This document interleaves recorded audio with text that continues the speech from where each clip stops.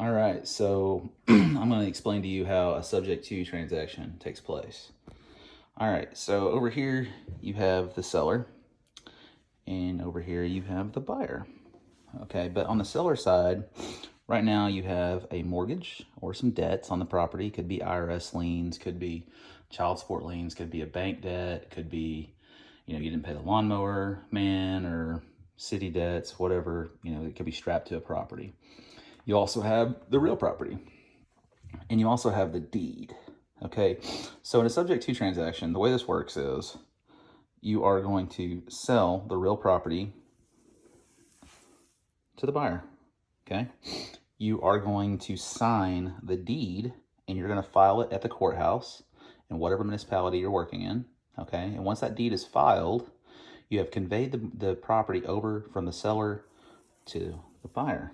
Okay, in exchange, the buyer will probably give you some cash.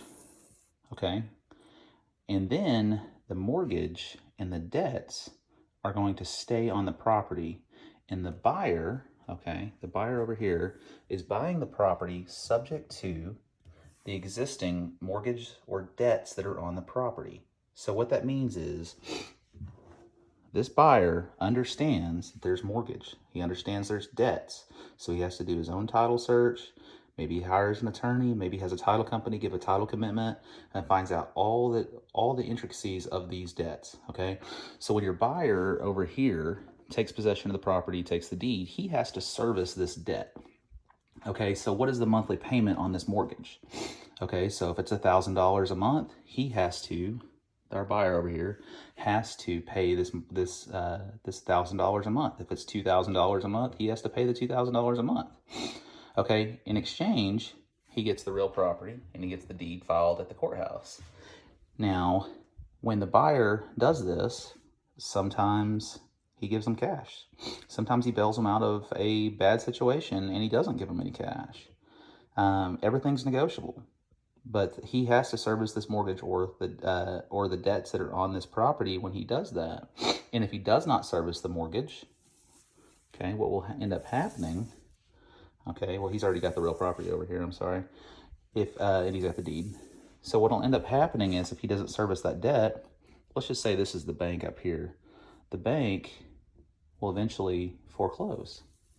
Okay, and if the bank forecloses, the bank will end up taking the deed, and of course they'll take the real property. Okay, and that leaves our seller in a losing position.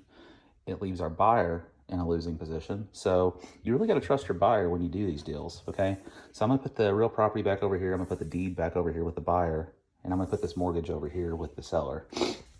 Okay, so let's say that this has 25 years left on the mortgage.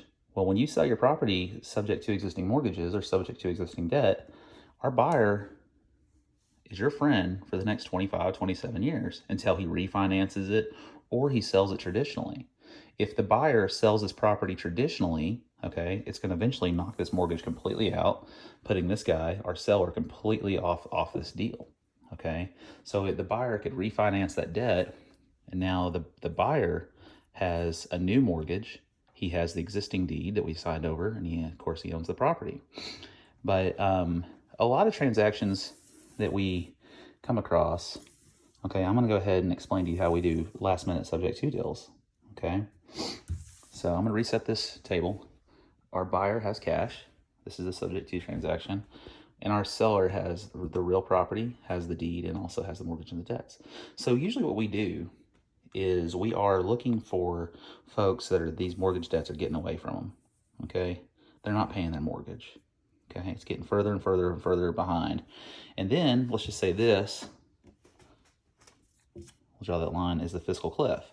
So what we do is if they get over this fiscal cliff and it gets foreclosed, the bank takes the real property and the deed, right? So the seller has a foreclosure on their record and is no longer in this deal. But when folks don't pay their mortgage, let's say they're 90 days late, 120 days late, and then, hey, look, we're going to appoint a substitute trustee to auction off your real estate on the first Tuesday of every month or whatever first Tuesday we choose. And let's just say this is the fiscal cliff. This is the first Tuesday. Okay, so what we do is we get them about right there. Okay, and we say, hey, seller, you're about to lose your property here because you're about to fall off the fiscal cliff. What we're willing to do is we're willing to pay this arrears. Okay, we're going to reset the clock.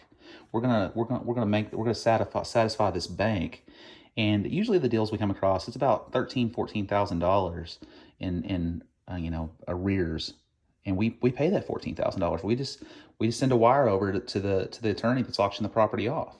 Okay, so now, Mr. Seller, your real property is still here. The deed is still in your name. Okay, and then we actually we corrected this arrears. But what we want you to do is we want you to sign this deed over to us, the buyer, and we want you to remove yourself from the property and give us possession of the property. Okay, now what we're doing is we're buying this property subject to your existing mortgage. Now us, the buyers, okay, we agree to service this debt. We agree to make your monthly payments. Okay, and you know what? Whenever you sign this deed, we're going to give you a little bit of cash.